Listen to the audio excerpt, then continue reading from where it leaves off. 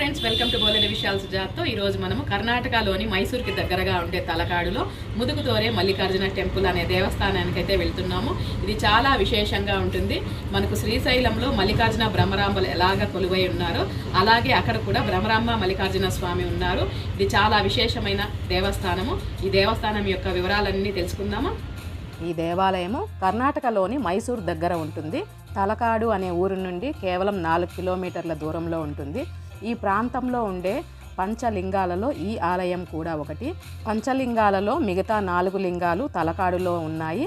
ఈ ఒక్క లింగం మాత్రము ముదుకుతోరే ఆలయం పైన నెలకొని ఉంది. ఈ దేవాలయం ప్రతిరోజు ఉదయం 6 గంటల నుంచి రాత్రి 7 గంటల వరకు తెరవబడి ఉంటుంది. మధ్యాహ్నం వేళ కూడా ఆలయాన్ని మూసివేయరు. అన్ని సమయాల్లో దైవ దర్శనం ఉంటుంది. ముదుకుతోరేను తిరుమల కూడు బెట్టహళ్ళి అంటారు.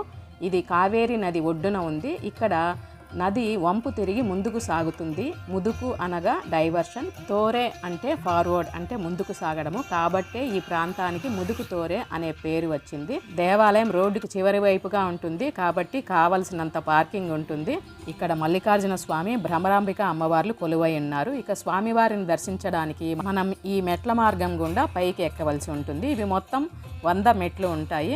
మొత్తం పై వరకు ఒకే రకంగా మెట్లు ఉండకుండా భక్తులందరూ ఆగి నడవడానికి వీలుగా ఉంటుంది. క్రింద నుండి దేవాలయం పై వరకు ఈ విధంగా కనిపిస్తూ ఉంటుంది. పంచలింగాలలో 4 లింగాలైన ఆర్కేశ్వర, మరలేశ్వర, పాటలేశ్వర, వైద్యనాథేశ్వర లింగాలు తలకాడులో నెలకొని ఉంటాయి.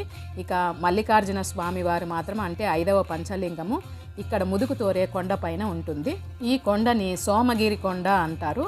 ఇక్కడ దగ్గరలోనే ఉండే ఈ పల్లెటూరుని సోమనాథపుర అని పిలుస్తూ ఉంటారు.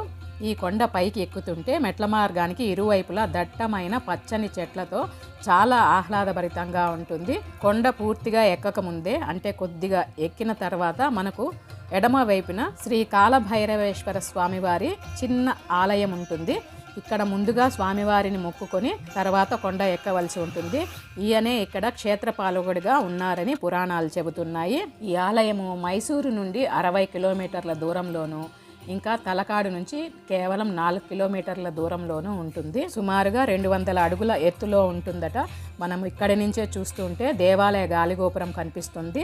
ఈ ఆలయానికి ప్రధాన ఆకర్షణగా ఇరువైపులా అతిపెద్ద నందులు ప్రతిష్ఠించబడి ఉంటాయి. ఇవే దూరం నుంచి కూడా భక్తులు దర్శించుకుంటూ ఉంటారు.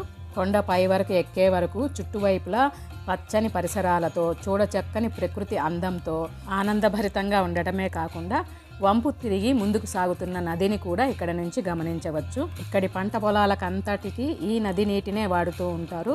పైనుంచి 2 నదుల మధ్య నుండి కూడా ఈ నది చాలా అందంగా కనిపిస్తూ ఉంటుంది. ఇక మనం పూర్తిగా ఈ మెట్ల మార్గం గుండా పైకి ఎక్కినట్లయితే ఆలయానికి ఎంట్రన్స్ ఇక్కడ కనిపిస్తుంది. ఇది ద్వాపర యుగంలో కట్టబడిన ఆలయము. కొంతమంది రాజుల కాలంలో ఈ ఆలయానికి మరమ్మతులు జరిగాయట. ఇక లోపలికి వెళ్ళి చూసినట్లయితే పురాతన ఈ ఆలయానికి మరమ్మత్తు పనులన్నీ కూడా చాలా శీఘ్రంగా జరుగుతూ ఉన్నాయి. అంటే ఆ కాలం నాటి ఆలయానికి ఇప్పుడు మరమ్మత్తు పనులు జరుగుతూ ఉన్నాయి. ఇప్పుడు పూర్తి రాతి కట్టడంగా నిర్మిస్తున్నారట. ఎవరైనా విరాళాలు ఇవ్వదలుచుకుంటే డైరెక్ట్గా కానీ ఆన్లైన్ ద్వారా కానీ కాంటాక్ట్ అయ్యి విరాళాలని అందజేయవచ్చు. ఎందుకు ఈ ఆలయానికి, ఇక్కడ ఉన్న లింగానికి ఇంత విశేషం అంటే పాండవులలో ఒకరైన అర్జునుడు ఈ కొండపైన కొంతకాలం నివసించేవారట. ఆయనే ఈ శివలింగాన్ని చెక్కారని, ఆయన ప్రతిరోజు పూజ కూడా చేసేవారని, ఆయన పూజకు వాడే మల్లిక అనే పుష్పం పేరు మీద ఈ లింగానికి మల్లికార్జున స్వామి అనే పేరు వచ్చిందని పురాణాల ద్వారా తెలుసుకోవచ్చు.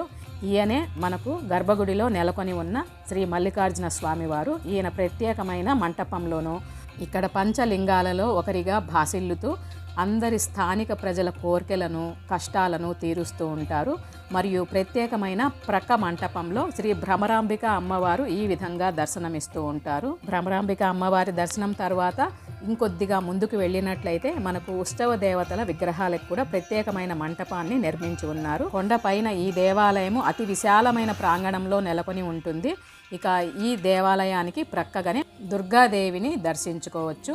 అంటే ఈ ఆలయంలోనే అనేక దేవతామూర్తుల ఉప ఆలయాలు ఉండటమే కాకుండా ప్రత్యేక దినాలలో వారికి సంబంధించి ప్రత్యేకమైన పూజలు కూడా జరపబడుతూ ఉంటాయి. ఆలయం మధ్యలో పొడవాటి దీపస్తంభాన్ని కూడా దర్శించుకోవచ్చు. ఇక్కడ స్థానికంగా ఉండే ప్రజలు ప్రతి 12 సంవత్సరములకు ఒకసారి ఈ పంచలింగాలను విధిగా దర్శిస్తూ ఉంటారు. ప్రతి సంవత్సరము జనవరి నుంచి ఫిబ్రవరి మధ్యకాలంలో ఒక వారం రోజుల పాటు సాంవత్సరిక వార్షికోత్సవాలు జరుగుతూ ఉంటాయి. ఇది ఒక పెద్ద జాతరలాగా జరుగుతూ ఉంటుందట. ఇక్కడ స్థానికంగా ఉండే ప్రజలు పశువులను మరియు వారు పండించిన వస్తువులను అమ్ముతూ ఉంటారు. ఈ సమయంలో యాత్రికులతో ఈ దేవాలయం చాలా రద్దీగా ఉంటుందట. ముఖ్యంగా చలికాలంలోనే ఈ దేవాలయం పరిసరాలు చూడటానికి ప్రకృతి రమణీయంగా చాలా చక్కగా ఉంటుందని, అదే ముఖ్యమైన సమయమని కూడా అంటూ ఉంటారు. ఇక్కడ ఉండే సోమనాథపురాలో హోయసల రాజుల కాలం నాటి చెన్నకేశవ, వేణుగోపాల, కీర్తినారాయణ ఆలయాలు చాలా ప్రాముఖ్యాన్ని సంతరించుకున్నాయి. ఆ కాలంలో వారు చెక్కిన శిల్పాలు, అనేక దేవతా విగ్రహాలు ఇక్కడ చాలా ప్రత్యేక ఆకర్షణగా ఉంటాయట. ఇక్కడికి దగ్గరలోనే బోటింగ్ కూడా ఉందట. ఇది 20 నుంచి 30 నిమిషాల పాటు నడుపుతారని, ఇంకా చూసేవారికి మాత్రము నో ఎంట్రీ ఫీస్ అని చెబుతారు. కేవలం బోట్ ఎక్కేవారు మాత్రమే టికెట్ తీసుకోవాల్సి ఉంటుంది. ఈ మెట్ల మార్గం ద్వారానే కాకుండా స్థానికంగా ఉండే ప్రజలు, మొక్కుకున్నవారు కాలినడకన కూడా స్వామివారిని చేరుకుంటూ ఉంటారు. రోడ్డుపైనే ఉండే ఈ ఆర్చ్ మార్గం గుండా లోనికి కాలిబాటనే భక్తులు నడుస్తూ కొండపైన ఉన్న స్వామివారి ఆలయానికి చేరుకొని వారి మొక్కులను తీర్చుకుంటూ ఉంటారు. మరి ఇలాంటి పవిత్రమైన పుణ్యక్షేత్రాన్ని మీ జీవితకాలంలో ఒక్కసారైనా తప్పక దర్శించాలని, స్వామివారి అమ్మవార్ల దర్శనాన్ని, ఆశీర్వాదాన్ని పొందాలని కోరుకుంటున్నాము. ఈ దేవాలయానికి చేరుకోవడానికి మైసూరు నుండి అయినా, బెంగళూరు నుండి అయినా అనేక రవాణా మార్గాల గుండా సులభంగా చేరుకోవచ్చు. ఇదండి ఇవాళ వీడియో. ఈ వీడియో ఎలా అనిపించిందో మీ కామెంట్ ద్వారా తెలియచేయండి. నచ్చితే లైక్ చేయండి, షేర్ చేయండి. కొత్తగా ఎవరైనా చూస్తున్నట్లయితే ప్లీజ్ సబ్స్క్రైబ్ చేసుకోండి. అందరికీ థ్యాంక్ యూ.